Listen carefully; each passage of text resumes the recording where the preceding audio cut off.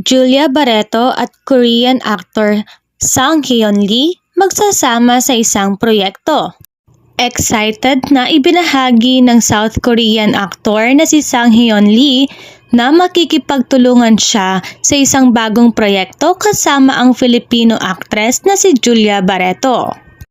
Ang 27-year-old star na kilala sa kanyang role sa Netflix teen drama na XO Kitty ay tinutokso ang mga fans sa kanyang Instagram story sa pamamagitan ng pag-post ng larawan kasama si Barreto at ang misteryosong hashtag na #SecretProject. Si Lee ay nasa Pilipinas nitong mga nakarang araw, nag-post ng mga larawan at clip ng kanyang sarili na kumakain ng street food at iba pang lokal na pagkain. Ang mga karagdagang detalye sa proyektong ito ay nananatiling sekreto.